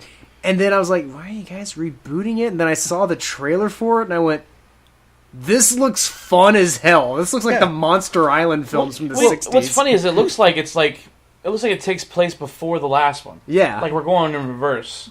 Or it kind of takes... Maybe. Yeah, or takes place afterwards. Well, I don't know. Like or- the who knows? last I mean, one Well, it takes can't take place like, afterwards Well, because this one he died. The first one he died. Well, but how many like in the original came out in the 30s? How many King Kong films came out after that one? We know where this is going, though. They're going to do Kong versus Godzilla again. Yeah, but and I will fucking Well, you know watch what's- it. What's I funny don't is necessarily gets that. well, they said that in the trailer though, Yeah. and they actually show the back of Godzilla when they're talking about they weren't actually testing those things. They were trying to kill something, and they Yeah. show the hump of Godzilla. So we're gonna see Walter White for like 10 minutes in the Godzilla vs King Kong movie. And he's gonna like die in the first 10 minutes. Stomped on. I don't know, but like after like films like Godzilla Pacific Rim, versus we Walter kinda, White. we kind of have like these giant kaiju battles, right? Yeah, Like, like those fucking can- Pacific Rim. Yeah, like you can have like those giant monster films, like, and you could put more like resources and money into it, and it's not just like dude in a suit walking exactly, around, punching other things. I am all for Kong Skull Island. Like that is I'm excited to see. Oh, like I'm excited, but I'm cautiously excited. Yeah, like it could It'll go be either a fun way. failure if it's a failure. Yeah, I'll say that. I'll give you that. I will watch this failure repeatedly if it is. But if this does well enough to do like Godzilla versus King Kong, are I'm you all more for it. excited for that Yes. than this? I hope it's a success for that reason. Or is that more like Alien versus Predator? I'm with John. I want to see I want to see a modern King Kong versus Godzilla movie. Just as long as we don't get King Kong versus Godzilla Requiem. For anyone that saw that shit fest of a sequel to Alien vs. Predator, I watched it again. It was garbage. Moving on. All right. Moving on to garbage. Moving on to garbage. 'cause I don't wanna Beauty and the dwell on- Beast, March 17th. Disney's live-action remake starring Emma Watson, which is, the third or fourth in their line of live-action remakes? Probably third. We're gonna get shot to hell, or at least I am for this. I'm not gonna watch it. I don't have any interest in either. This is totally for the girls out there. Okay, I will not watch this. I will be the voice of dissent here. Beauty and the Beast is actually one of my favorite animated movies because I like Beauty and the Beast. It fantastic. just doesn't seem like it adds anything to it. It may not, but the cast alone is what makes it. Ian McKellen as Cosgrove. You have Ewan McGregor as Lumiere. I mean, that alone to me is enough to see. And Kevin Kline, again, on the big screen is enough. I'm not really sure. Like, DVD. honestly, Maleficent was horrible. If you ever saw it. Yeah, It was horrible okay. in slow paced and shit. I haven't seen the Jungle Book. I heard that did better. Jungle Book was okay. fucking amazing. Was it? Tarzan was good too. Yeah. Not that was a Disney one. No, it wasn't a Disney one. But yeah, no, Maleficent was. It was like watching a Tim Burton Sympathy for the Devil garbage again. Yeah, it was so slow paced and boring. You know what? Actually, I will say this: Cinderella, for as much as it tried to be a modern, hey, we're gonna make Cinderella more interesting. She was more boring in this live action movie than she was in the animated film. Yeah. For one very important reason, if you watch that ending. Or at least the animated Cinderella pounded on the door and was screaming to get out when she was locked away. This other one just went, "Oh, whatever. I'm gonna sing out the window." I'm like, you are not a voice of female empowerment. Shut the fuck up and go back to the animated film. All right. So, out of curiosity, is there actually any classic Disney film you would be interested in seeing like a live action remake of? The Last Starfighter, but that's not Disney. No, it's not. Live action? Yeah, like seeing a live action remake of a classic Disney film. If we were watching like a CGI version. Yeah, I mean with like Jungle Book, we can Rescuers count that. Down Under. Yeah. Yes, because that's a great movie. Yeah, that is a very underrated movie. Yeah, so like maybe one of those. They're getting ready to do Aladdin next. I don't know if that's going to do it again. That could be What? interesting. Yeah, they are. I mean, it is like the genie's not going to be as cool. We're going to build a wall around Aladdin. Aladdin's not going to be able to be screened here. Well, Aladdin's going to be on the ban list. Well, that might be a good thing in the long run. Possibly. It might be. I mean, If it it depends keeps on on- who they cast as genie, right? Like, because that's going to be the make or break. It's thing going to be for that Homer film. Simpson. I don't know. I think that might work. Well, I mean, it can't be because Dan Castellaneta was the voice of the genie in the animated show. Oh yeah, that's Yeah. fair. I mean, that's kind of okay, I guess, but I don't know if it's It's really no Robin Williams. Yeah. No, there's Nobody You can can replace never. Robin Williams. Yeah, exactly. You can never replace Robin Williams in anything. No. I don't know. I think I might be interested in seeing like them redo Hunchback of Notre Dame if they cut out some of the more like cheesy elements of it and make it like more of a dark film. You mean like stick with straight up hellfire? Yeah, essentially. Like, because the original book's written by the same dude that writes like Les Mis, so Yeah. could be an interesting turn on it. Didn't he write like the original Phantom of the Opera too? I don't think might so. He might have. If he did, I'm not aware of it. I might just be thinking of Lon Chaney. I don't know, man. So after that, we have The Great Wall, March 17th, which has European mercenaries seeking for black powder become embroiled in the defense of the Great Wall of China against a horde of monstrous creatures.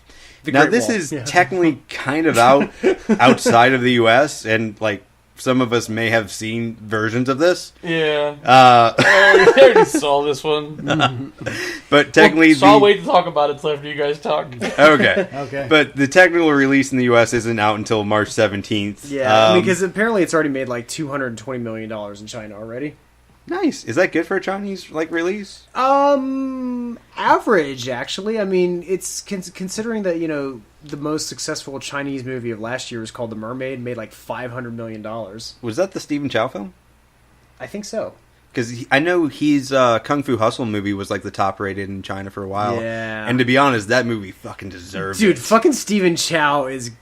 I love fucking Stephen don't get me wrong, Chow he has movies. a lot of really shitty movies, but the ones that But hit yeah, are when he so good. he does like, Shaolin Soccer and Kung Fu Hustle, I mean, those are just like comedy gold. Dude, It's Kung like, Fu Hustle is one of the best fucking it's Kung like Fu Charlie films. Chaplin movies for the modern era.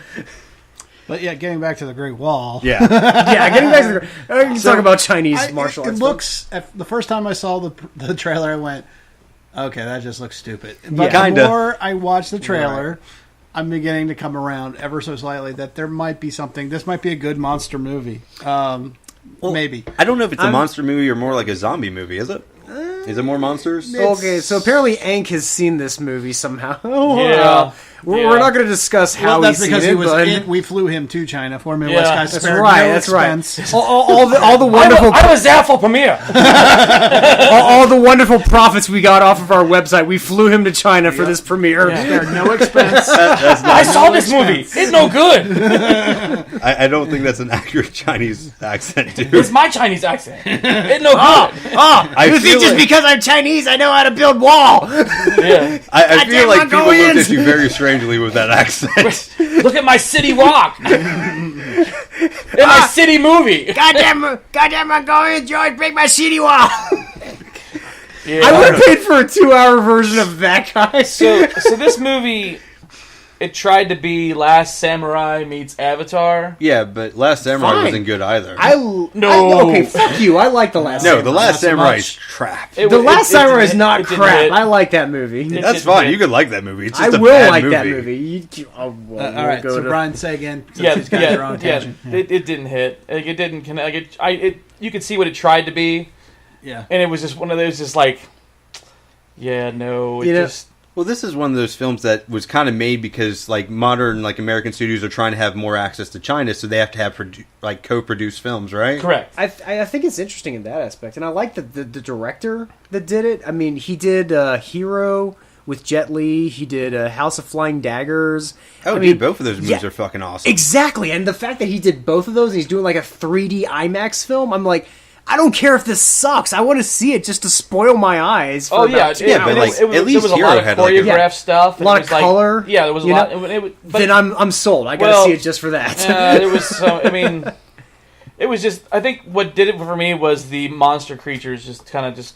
It was like, oh, this is wow. They just look bad. Yeah. I saw the South Korean movie The Host. I'm fine with that. I've seen bad looking, giant monsters in, the Asian. It's essentially just like giant spider creature, man in suit, wiggle arms. You can see. The I saw Jet Jaguar, so I'm okay. What on earth is Jet Jaguar? That's a Mystery Science Theater 3000 Godzilla film. Because I gotta be honest, if the monsters are worse than Zebra Man monsters, I'm kind of out. Because I can do Zebra Man.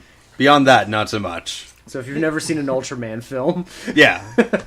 I mean, they look decent. Good. Yeah. But you're just like, I'm just in it for the crazy camera angles and beautiful color. You're just in it for the LSD. What's even funnier is the way they're there and what they're doing, and it's like, what? What's funny is going off of that, there was actually a bit of a controversy for a while. They're like, oh, why do you have to have Matt Damon in a Chinese film? And Well, it also has the Chinese John director. Cusack? Did it have John Cusack? No, it doesn't have John Cusack. It has William Hurt or something? Yeah. William Hurt. Okay. Yeah. I mean, don't get me wrong. They put them in there perfectly. Yeah. So it doesn't feel like it. You're like he's not even Asian. Blah blah blah. Yeah, it fits the way they put him into the story. They write it in. Yes. What was great was the Chinese director just went up and went, yeah, I wrote that, and I wrote them to be English. go away. And then after that, all the SJWs just silenced. Yeah. They're just like, go fuck yourself. All right. Guess we'll go fuck ourselves. Yeah, the Chinese director wrote it in for English people to be in his film. And suddenly all the internet trolls were silent. Yes. So briefly. And it was so briefly. And that was the most zen, beautiful moment of the internet. Fuck! We fucked! Shut up. Okay. All right. So after that, we have T2 Train Spotting, which comes out March 17th. So this is actually... Train Spotting Judgment Day.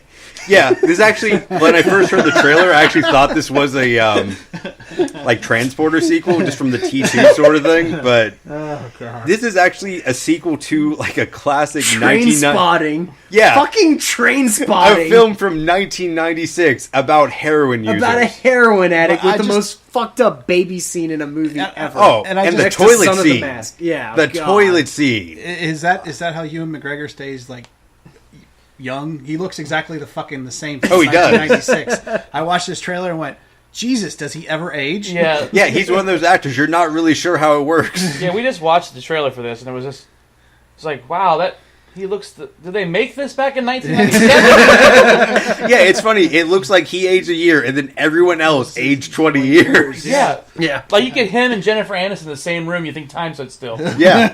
Okay, with Jennifer Aniston, I could probably say it's the marijuana.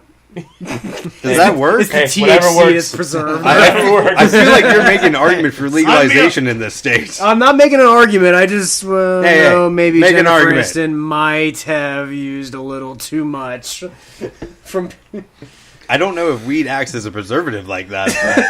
But It definitely makes you hungry. there's like formaldehyde in her batch. I don't know, but like, Her next movie's called Embalmed. Horrible Bosses 3. It went from dentist to taxidermist. Yeah. nice. Oh my god. I don't know, but like, Jesus. I can't imagine this. totally film. lost my train of thought on that. As soon as you said that. The it's Train gone. Spotting sequel. Yeah. What was I going to say? Fuck, I don't remember. Yeah, I mean... Jedis don't age. Yes, apparently not.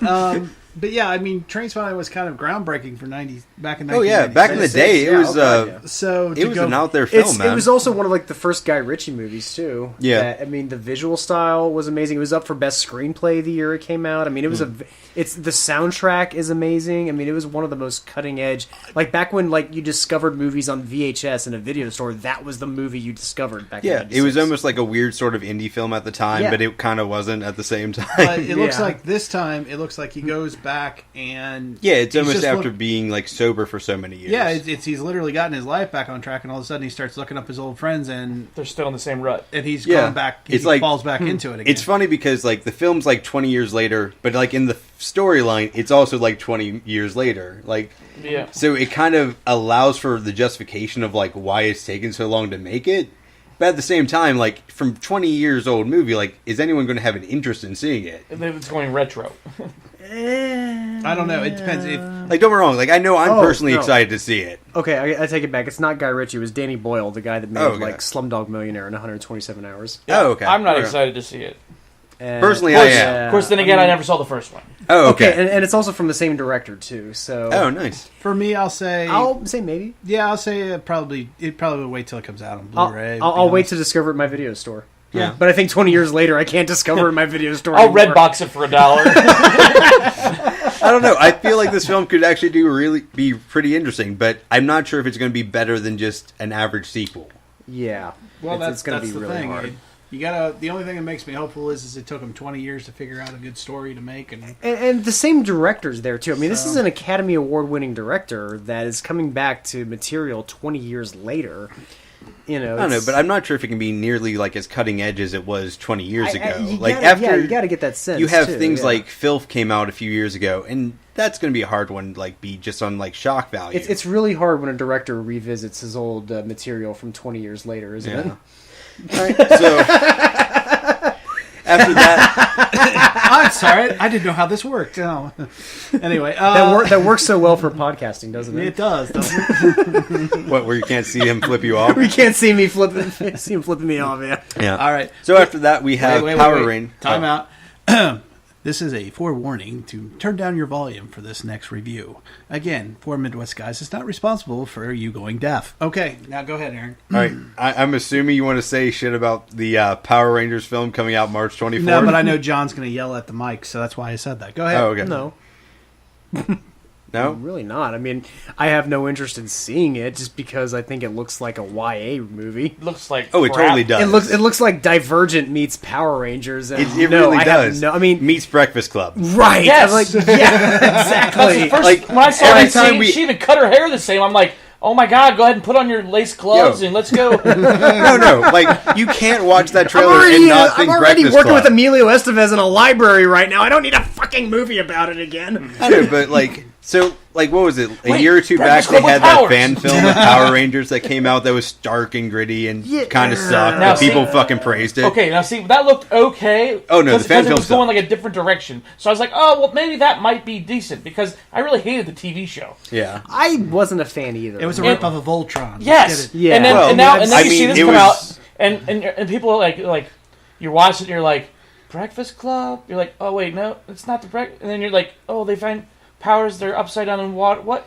Yeah. And then all of a sudden, Yeah. it's like at the very end, you hear dun dun dun dun dun dun, and then like you hear like 4 people in the audience go, yeah! You're like, oh my god, Really? I heard Those are the no 4 one people- cheer. Oh, I yeah, these heard are like the no 4 one people cheer. that have The like their first time I heard it, I nostalgia heard somebody cheer in the audience. tickled. Yeah. Like, don't get me wrong. You know, the theme song to Power Rangers is cool, but that's it. I think that's probably the only reason why they cheer was they heard that theme song. Yeah. And don't get me wrong, Which- like, I did enjoy the show back in the day. I do have some nostalgia over it, but at the same time, looking back at it, it wasn't good. No, it's by It's no just means something good. I like because I was a kid. But here's the thing: at least with that show, it embraced its cheesiness. Oh, And yeah. I have a respect for something But that this embraces. doesn't. This No, really there's doesn't. I no really hope cheesiness this is to it. this is your versions of G.I. Joe. You know what? Okay, you know what? Oh, Because G.I. watching Joe, G.I. Joe you know for what- us, we're like, oh yeah, they're making a G.I. Joe movie, yes. No, And then no. watching like, fuck. You know what? Okay, You know what's that for me? Do you know what it looked No, like? no. Okay. For me, that's Teenage Mutant Ninja Turtles. Okay, Aaron, you know You what? see this- the Michael Bay Turtles film? Okay, I saw both of them. Okay, Aaron, do you know- Oh, I didn't even watch the second. Do you know what this looked like to me? What? This looked like the Fantastic Four reboot.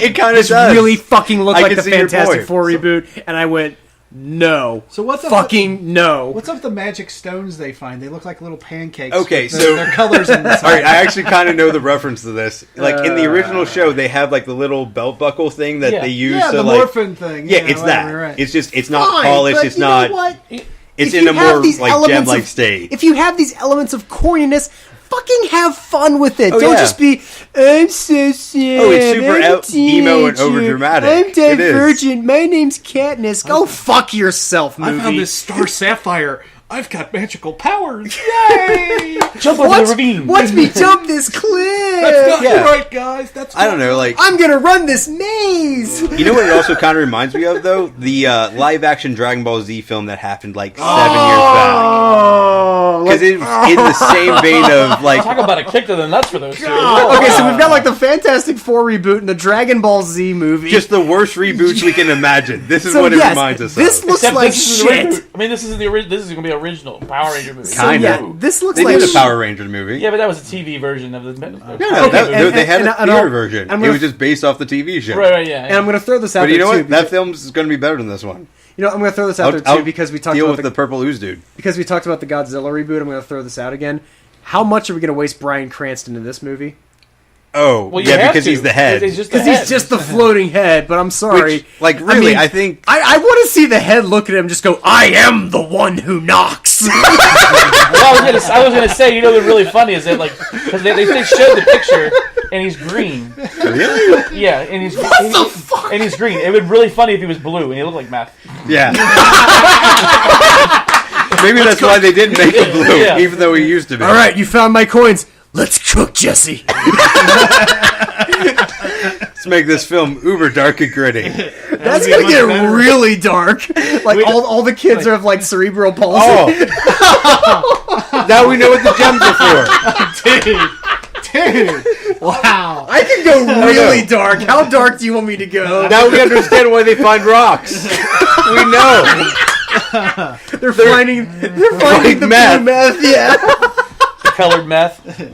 This one makes me fly. This one lets me liquefy somebody in the bathtub. You know what? If halfway through this movie a mariachi band comes out and recaps the first half of it, I will be sold. That will be the best goddamn movie ever. Congratulations, we just already written a better script. Yeah. we okay, listen to us now. We've made a better Power Rangers film. The mariachi band walks into the corner of the screen and just starts playing.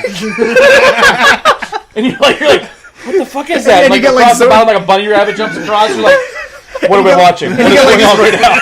You got like Zoron's head in the background and just zooms in on him. And you got the stoners that went to go see this movie, and they're like, holy shit, what are we watching? Holy shit, I thought my trip to Doctor Strange was great. This is better. So just to recap, we've made a better Power Rangers movie. The script we have with Power Rangers is teenagers find meth and it gives them superpowers. And there's ninjas on the lawn trying to fucking kill us. Yeah, and he's like, stupid lawn gnomes. And then Justin Timberlake seems a thing. We have made your best movie of 2017 right there. Four Midwest guys out. And that's it. That's the best movie of 2017. Mic We're done. drop.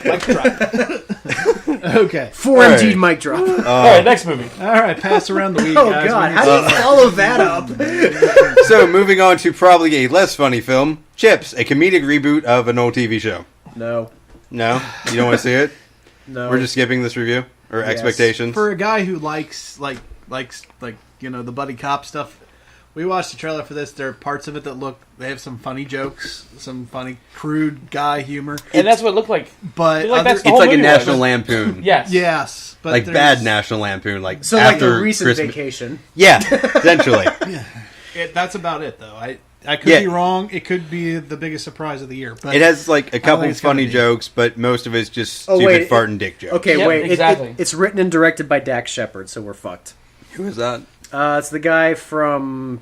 Jesus, what the hell else has he made? He was in that one supermarket movie Oh, yeah, what was it? Supermarket with Jessica Simpson. Employee of the Month. Yeah. That movie sucked Oh. ass. Yeah, it was basic. He's okay as an actor, and he's funny. He's got his moments, and he plays alongside of the other. Who was the other guy? He's funny. He's somewhat funny too. Oh, Dane Cook? God, no. No, not Dane Cook. Okay. The guy in this one. Dane Cook wasn't employed of the Oh, month. okay. Michael Pena. Yeah. Oh, the guy from Ant-Man. Yeah. Yeah. And he's okay in this. And then it Yeah. also has what's her name from The Good Place? yeah. Hang on. His wife. Yeah. I forgot about her. What's her name?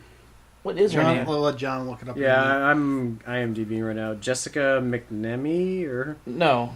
It's the blonde. I'm looking. Jesus, Kristen Bell. Yeah, Okay, Kristen Bell. So Kristen Bell's in this too. Okay, so we also have like Adam Brody, Justin Chatwin, and Vincent D'Onofrio. Yeah, Oh, like there's a that's- couple of decent and Maya cast Rudolph. members. Like So, I yeah. said, it could be. But the it looks biggest- pretty generic. It could be the biggest surprise yes, of the year. it definitely looked very generic, and I almost looked like a insert laugh track here kind of movie. Like yeah, that. I could definitely see that. Like they're gonna have those spots where you just know you're supposed to laugh and you just laugh. Do you think that'd be weird to have that in a film? I don't know. But if Like they I've never saw- seen that in a So film. wasn't that done in like the Ghostbusters remake? The laugh track? Like insert your laugh track here for the Ghostbusters remake? No. This looks that was bad. That there was no laugh track that could fix that film. but This one did have a few moments where it was like, oh well. I mean, that could be. it maybe could like, be 21 Jump Street. Yeah, Yeah, I was it gonna say could be. 21 Jump It Street. could yeah. be that movie. It's Yeah. very possible if they held back Because from the original trailer. 21 Jump Street remake actually did a lot better than a lot of people were expecting. Well, that's God, right. I still that was haven't a caught good- it, but it looked funny. That was a movie that like defied expectations. Right. If they hold back, if they didn't put all the funny stuff in the trailer, then yeah, it's got potential to be 21 Jump Street. Okay. But that's just being very positive. Yep. All right, cool. So also coming out on March 24th is Life, where 6 crew members of the International Space Station are tasked with investigating a sample from Mars that may be proof of intelligent life. And to be honest, watching the trailer of this, I seriously thought this was a fucking Aliens remake. Yep. I actually thought it was the Alien sequel. That Yeah, we were gonna see. it's definitely fucking looks like then, it, right? But then I saw the title and I saw it was in our notes again. I thought, what, are they remaking the Eddie Murphy, Martin Lawrence chain gang movie from the 90s? No, they're not. That's funny. Actually, I thought it was Gravity all over again. That first scene, I'm like, Yeah. what I was are they like, wait, doing we're this watching again? Gravity? Yeah. Yeah. But like, You know, it looked great. It really looked like great. it's got a pretty decent cast. Like it's got the dude who was Eddie Darko back in the day. It's Eddie got Darko.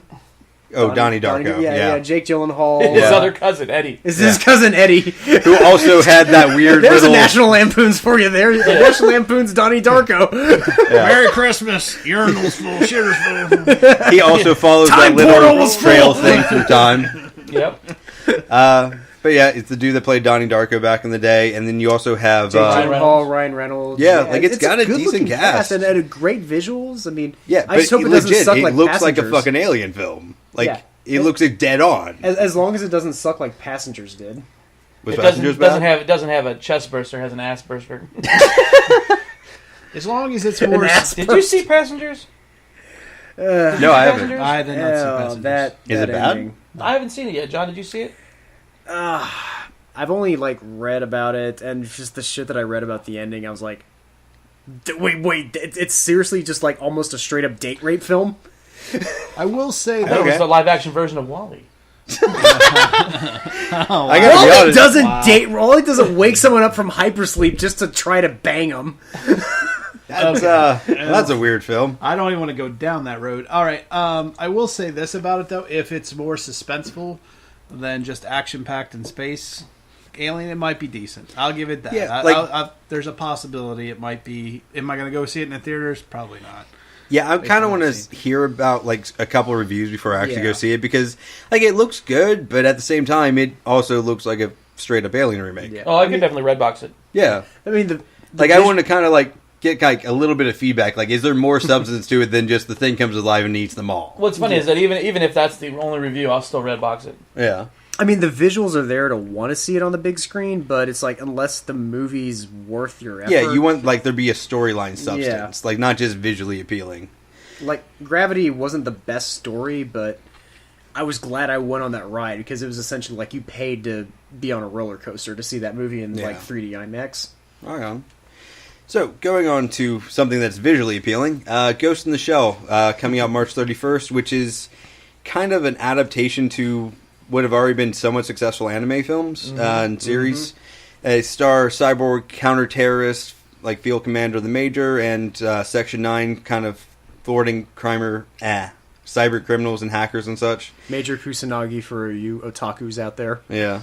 And, the original animated films are fucking fantastic. Oh, God, yeah. In terms of, doing philosophy better than, the Matrix films, doing, that... God, yes. It's funny, visually, they're fucking appealing. I remember seeing this way back when we were in high school in that audiovisual class. And Did you? Alex Lustenberg. Alex Lustenberg, yes. man. Alex Lustenberg turned us on to this one. That's how I found out about this. I was like, And my God. Yeah, and I watched it. I'm like, what the fuck am I watching? Yeah, this There's is up there with nipples Akira. on these animated women, and they're kicking ass and dismembering people. This is great. Yeah, it was really funny because he actually put that on the news. We He used to did, clip of it on the news. I remember that. He's like, we'll use it. And we're like, you think we can get away with it? He's like, oh yeah, we'll cut it here and here, and we'll know what it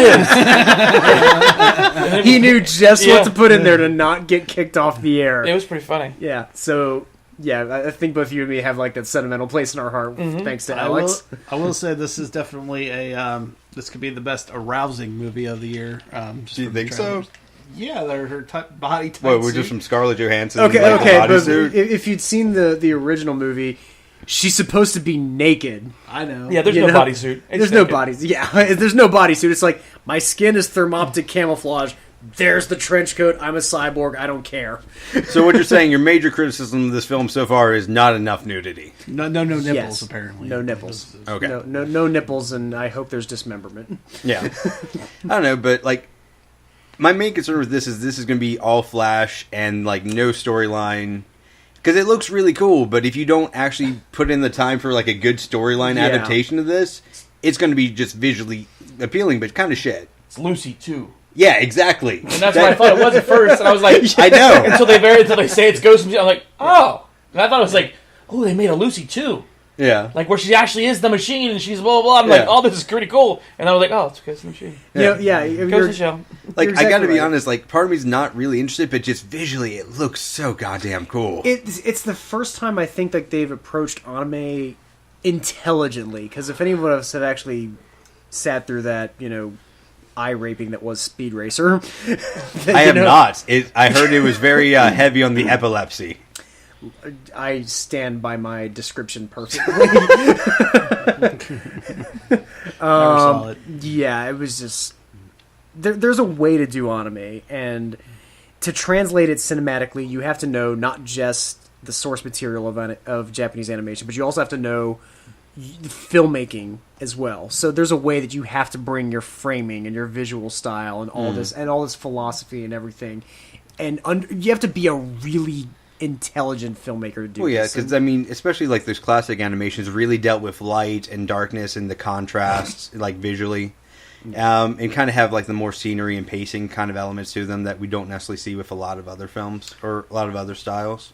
Like, I mean, I worry that it's from the director of Snow White and the Huntsman. I never saw it. Oh, Was I actually like that movie. Yeah, I have no with idea. Rapey the dwarf. Yeah, it was like it was like Snow White meets Lord of the Rings. Oh, yeah. No, it's like Lord of the Rings met like emo poetry from like some high school girl. No, I never saw the second one though. I don't think anyone did. Yeah, I didn't see the first one, so I don't know. I don't know. Like, I have expectations for it, and I hope it meets it because it looks really cool. But we'll see where it goes. Yeah.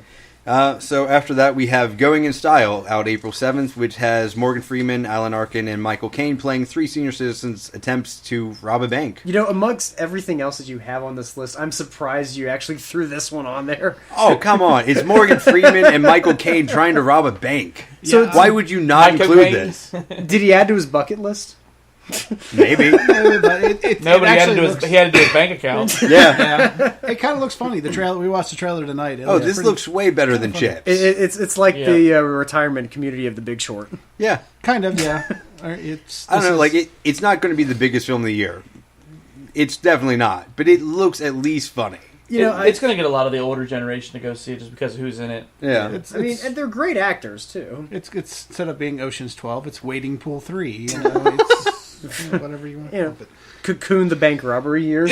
There you go. I don't know, so you don't personally, like, look forward to, like, seeing it? You know, I actually would be, just, you know, because I'm very fuck the banks for what they've done to our economy kind of thing. So, yeah, I'm all for that. But, you know, and it looks somewhat entertaining, you know.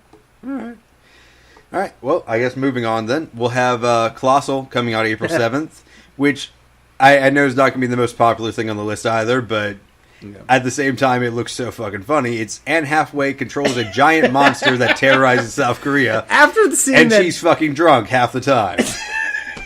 It looks amazing. It's such a After weird that trailer, nerdy that looked concept. fun. You know, what's funny is if I remember right, this is the movie that the movie was actually written. The character was written as Anne Hathaway. Really? Like, before they even had Anne Hathaway, they wrote Anne Hathaway controls the giant monster. Like, so that was like the premise of the whole movie anyway.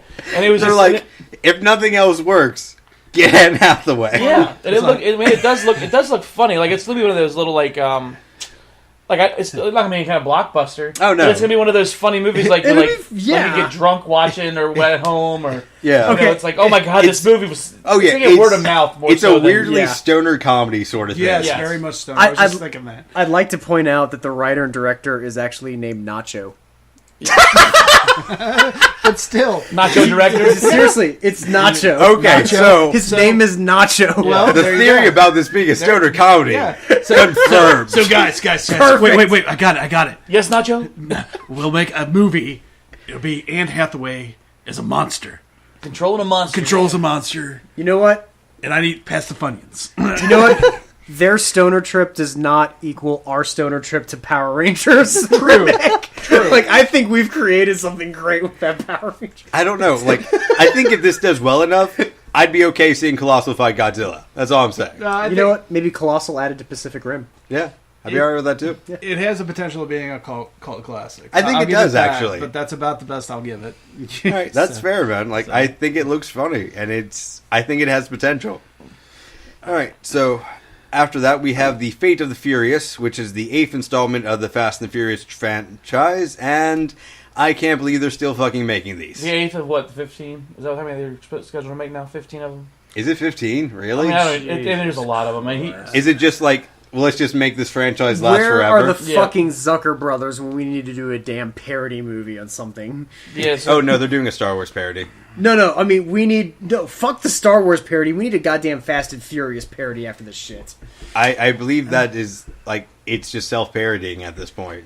No, it went from being a self-parody to being it needs to be parodied again for like just this garbage. I mean, I don't know. The last one wasn't. The last one wasn't bad. The last I one was gotta be fine, honest, but it I should have stopped been capped watching off. after the third. It should have been capped off at 7 with Paul Walker's death. I mean, this is literally a search for more money thing. Well, once the Rock this joined, is the search for more money. Once the Rock joined in, the franchise took off again. Yeah, Fast 5 I loved because it was all this. Furious 6 was fun. This franchise was done. Yeah, like, it was done. Tokyo Drift drifted this thing into the gutter. Yeah, and Tokyo Drift sucked, and then that Fast and Furious Part 4 was terrible. Yeah, you're right. The second the Rock joined, it got fun as hell. Yeah, and it hasn't been too bad, but. This next one with Charlize Theron doing the Furiosa Modern. Yeah, it was just like, and they're trying to. I don't know if they saw Transformers first or Transformers saw this first, but the good guy's now the bad guy. Yeah, you know. But you could tell. I mean, since nobody's seen this, we can go ahead and make our own fake news about this. Yeah. And you can tell that he's being manipulated by her to go against his team, and it's like. Yeah, feel free to have I saw the man. trailer and I already know that. Why are we having this movie? Right. It's. I mean, it's been the horse was dead. Has been beat to death. This was dead at 3, though. Yeah, but they brought it back. But I'm serious. Like, if you watch 5 and 6, Part 5 is fucking fun as hell. Okay, yeah. But go watch Part 5 alone. But the zombie horse that they brought back from the dead is. It lost all its limbs. It's a pile of bones at this point. It's just scooting around like a snake. Yeah. They're fun. They're fun to watch. Am I going to go pay, top dollar to go see it at a theater? No. You're not going to pay to have like an last one was kind of cool. They went building to building to building. Oh yeah, that's fine. And you know what? I'll be honest. I mean, a lot of my friends actually worked on Furious 8. That's actually what it was called when they were shooting it up in Cleveland. I still have no interest in seeing it, even as much as I love Charlize Theron and loved her character in Fury Road. I literally think they just cast her in this just because they went, "Oh, Fury Road was great. We got to cast her in another car flick." Kinda. No. Well, I mean, that's kind of like if she you look was at good the in cast. Italian Job. That was kind of a car flick. Oh yeah, there's that. I mean, there's one that deserved a sequel. I really. Yeah. Italian Job. That should have a sequel before Furious 7. Yeah. All right. Well, also speaking of sequels, we have Guardians of the Galaxy 2 coming out May 5th, which is supposedly set 2 months after the first film. But it's a really pretty trailer, but it's really kind of hard to say what the actual storyline is going to be, I think. Hard to say, but I think... I don't fucking care. Yeah. Well, to put it in perspective, and John, you'll like this, they put it up against a test screen and it scored 100. That rarely ever happens. I don't know, like... Fine by me. That sounds cool, but like I'm kind of curious how much that's true. Yeah, exactly. Who was this test audience? Well, like it's kind of like because it was an internal test audience. But still, it's one of those things like when you hear like, "Oh, we rewrote Batman and everyone loves it." Everyone loves it and is happy. Yeah. Yeah. What? Who loved it? Yeah. Did your lackeys that served you coffee love the Batman? But I will say, that the baby Groot. Oh yeah, it looks gorgeous. No. I don't know about the test screening, but from the trailer, it looks amazing. Yeah, it looks fucking fantastic. Well, the other thing is a big part of the first one was when the comedy hit and the soundtrack. Yeah. So I'm curious because we don't get the soundtrack until the movie comes out. So I'm wondering if the soundtrack is going to be just as good as. Oh, it's there. Like they've done the thing with the soundtrack. Like he knows to make it as detrimental. And that's what I'm saying. So I wonder if they're going to. It's actually the one Marvel film that actually relies on music. Yes, and that's what I'm saying. It really is. I'm wondering if they're going to keep with the same. Like generation. Yeah, the same. Either that or like does it jump forward in time as like maybe they grab more music somewhere. That's what I'm saying. So he could only have so much. Like cassettes. Even though you do technically get the second cassette at the first thing. I bet he gets the third one from his dad because his dad's on this one. I'll tell Isn't you, his dad a planet? Yes, but still. Well, I think when we finally get to because we've all seen that day one shooting footage where we see like Iron Man and Spider-Man Infinity War. Infinity War. I think that just came out last week. Like last week, like a couple days ago, really. And I think what's going to happen is Iron Man's actually going to give Star-Lord an iPod. So he's finally going to have like all this music finally. It's just like there you go. 30 years to catch up on. But you know what? When you made this list, I actually told myself, what are the 5 movies I am the most excited for?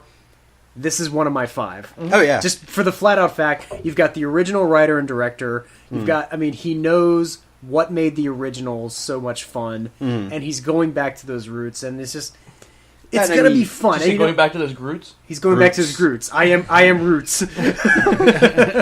But no, it's just, this is, I mean, I'm excited to see it. Win or lose, you know, pass or fail for this movie, it's going to be a ride I have to see because I fell in love with those characters so much. Yeah, and I mean, that's from characters you really weren't expecting to like or know. And we're going to have more characters in it, too. Like it adds Mantis, who was apparently part of the original ones. It adds the one blue dude who raised Star-Lord. Yondu. Yeah. It really does seem like it's going to add the cast with actually kind of keeping some of the same chemistry, weirdly. Which... Yeah. It looks really good, and I don't know. Is there anything else we need to say about it? Other than I can't think of it. It's fucking Guardians of the Galaxy. Why would you not see it in the theater? Yeah. I know, like, there you go. Do you expect this to actually do better than, like, the original? You know what? I'm going to say this. I actually think the opening weekend and the box office for it, it's going to perform the way The Dark Knight performed after Batman Begins. You know, actually, I could see that. I could see that, yeah. The test is going to be, are people going to go back to see it and back to see it and back to see it? Like, I think there's going to be a lot of people that are going to go see it, but it's going to depend on like how it plays out. Yeah, the question is how many people are going to go back to see it and back to see it and back to see it? Because, I mean, with the first one, it was a film you wanted to go back to see. The first one was one of those rare movies in which you actually would tell your friends, go see this in the theater. Yeah. You know, you've got to see this movie. It's a lot of fun. Like, seeing it like on IMAX would have been amazing. I mean, sort of thing. It wasn't originally shot in 3D, but you still told your friends, because the box office performance on it is actually amazing, because it opened up at number 1, and then the next 2 weekends, it was beaten out by the Ninja Turtles reboot. But then week 4 and 5, it went back to Guardians of the Galaxy. I can't imagine there was a week the Ninja Turtle reboot did better. Yeah, 2 weeks.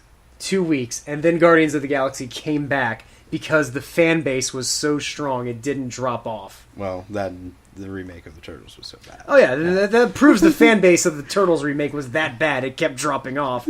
But the fan base of Guardians of the Galaxy was so strong to come back to number 1 on the box office. Yeah. That almost never happens. All right, so after that we have King Arthur, Legend of the Sword, May 12th, which is a retelling of King Arthur where he joins a rebellion to take the throne. Like, he pulls the sword from the stone but doesn't automatically become king. How many times are we going to do this? I feel like they'd make Arthur. I feel like they'd make a King Arthur movie and a Robin Hood movie every 2 years. Is it every 2? Like, I feel like it's every 7 to 10. You know, yeah, we were just I feel like it doesn't matter. Yeah, we were just talking about Is it just one too many? One too many. It's a lot too many. You know what? I don't know. It seems like an interesting take on it, though. I will give it that. If you look at the trailer, the action scenes for it do have that more modern battle scene feel where you're really in close. I don't care about the modern stuff anymore because it looks the same as everything else. It looked I don't like know. Lord I of the think it's an Rings interesting battle retaking of sequences it. to me. It looked like the Robin Hood reboot. It looked like everything. I mean, I don't know. I never saw the Robin Hood reboot. It looks like...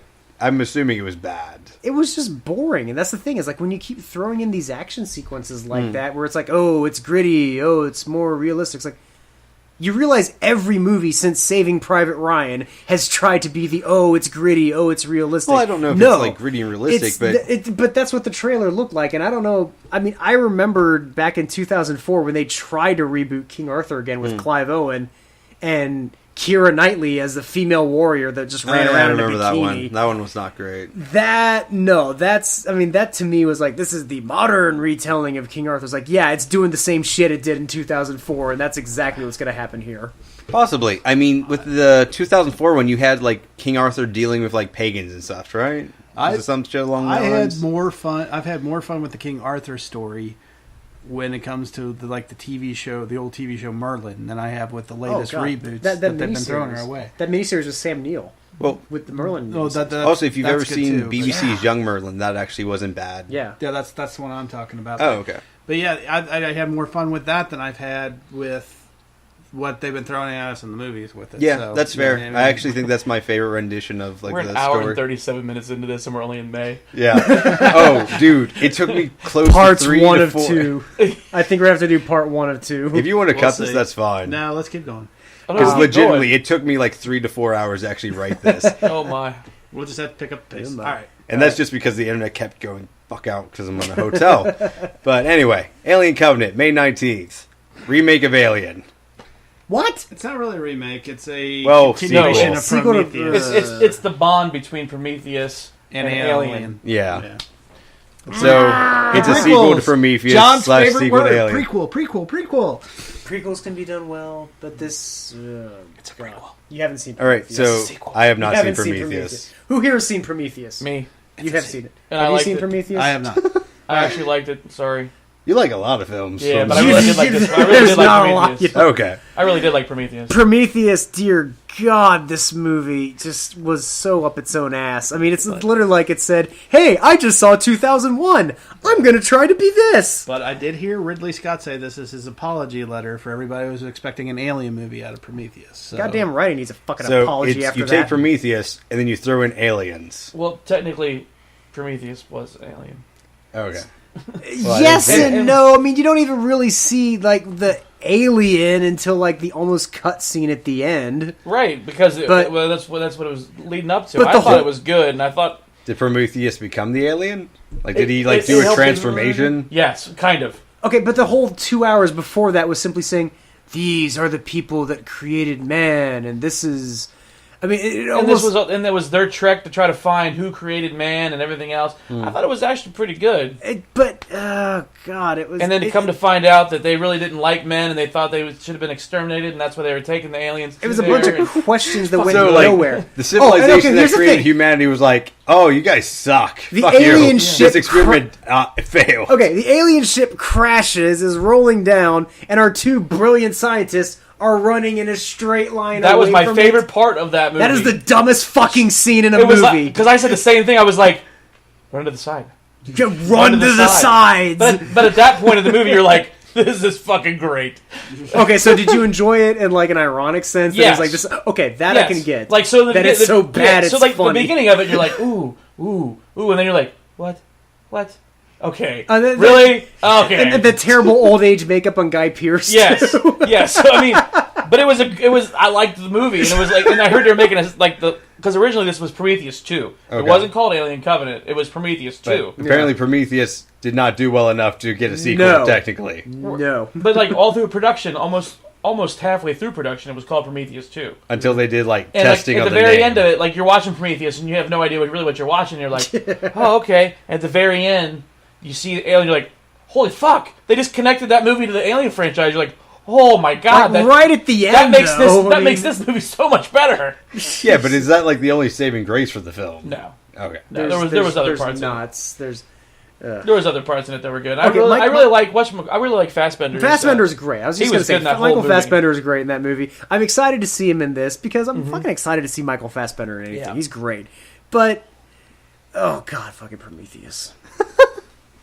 All right, well, moving on. On May 26th, we have Pirates of the Caribbean 5, another series Dead that Men won't Tell- die. Dead Men Tell No Tales. Dead sequels tell no tales. Yeah. Oh my god! Dead franchises. Dead men don't know when to quit. Like just like Dead franchises tell no originality. yeah. So in the sequel, we have Sparrow being pursued by an old rival. Again, Captain Salazar, who along with his crew of ghost pirates instead of tentacle pirates, escaped from Devil's Triangle, Or or I guess Shrieking Funeral Mermaids. Triangle.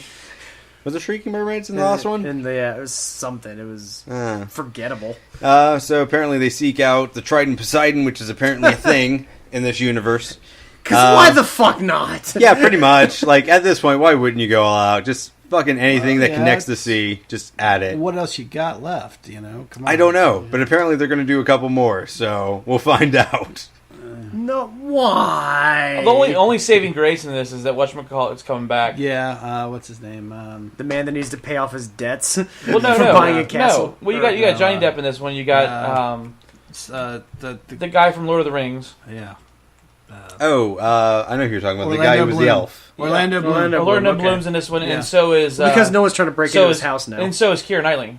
Oh, she Okay. is? I didn't Yeah, hear that. so That's she's kinda come cool. back for this one too. So I don't know. I will Apparently admit, Jeffrey I do Rush like. is in it. yep, Jeff, I do actually. It's got a lot of the original cast in it, so I'm Yeah. really excited about that. That should be a nice plus. Because the first ones were okay, and then when they started changing out characters, you're like, oh, this is fucking stupid. You know, the more it got entrenched into the mythology, the worse it got. Well, the mythology was kind of all over the places, which is the problem. Exactly, yeah. This was not a film that was meant to have multiple like tellings. Well, like this was meant It to was be based off a ride. This was, I mean, Exactly. Yeah. Yeah, it's based off a ride. like the fact you made the first one successful is good. Yeah, like I mean, the first one was like a great summer popcorn film. It's one of the best summer popcorn films out there. But then it just kept getting more and more, and like, Well, Hey, yeah, it's like- that's what blockbusters do, though. I mean, Yeah. the Will and Elizabeth It's- story got annoying. Yeah. Like 10 minutes into the second one. I was honestly by the third one I was done with it, and I was kind of glad to see them both go. But to be honest, by the end of the third Pirates of movie, the Caribbean 6. Milkmaids tell no tales. We're going to milk this thing for all it's worth. Pirates of the Caribbean 7. Whatever. We're swimming the English Channel. Fuck you. Panama Canal. What? Well, you don't know. Keep going. Whatever. You pay to see it. Fuck you. Yeah, like don't get me wrong, I do enjoy Depp's version of Jack Sparrow. I think it's a role that was kind of interesting and got annoying by the fourth one, especially because of how many fucking people like to dress up as him. But either way, it was an okay film for the time, and I don't know, You know maybe what? it'll be all right. I'll probably see it. I Yeah. probably I'll end up will. I probably seeing it, will. Yeah. Yeah, I'll see it. Whether I like it or not is a different story, but I'll Yeah. probably watch it. I fell asleep during the last one. Did you really? Oh, yeah. I was in there I Yeah. watched it at my house, The saving. and I fell asleep, and I have not went back to watch it again, but Yeah. I can say that I actually started missed- to Yeah. see Okay, it. you I know did what? also like Davy Jones, like in the last one, like the tentacle Wow. creature Yeah. thing was kind of With the cool. key. The Yeah. effects on this on Dead Man's chest were amazing for its time. Yeah. Like it was really cutting edge. But the Fountain of Youth is the worst in the series, so we can only go up. I hope. I'll tell you this: like if you play the Lego Pirates of the Caribbean game, that's all you need to know from Part 4 is what's in the game. That's it. Just watch the game. Fair enough, man. Okay, this has gone on way longer than we thought it would. So An hour and 45 minutes of us complaining about stuff. yeah, so we're gonna go ahead and just make this a Two-part. possibly 3-part thing. See how it goes. So we're gonna sign out for now. Thanks, Brian, for being here. Absolutely. Thank you, John. Thank you all for holding your bladders this long. Thank you, Brian. Hey, I'll see you in 5 minutes when we start the next one. All right, and we're out. Have a good one. You can find us online, podcast things, YouTube things. Save, like, comment, have all that fun. All right, we're out. So much love for you. Bye. Yeah.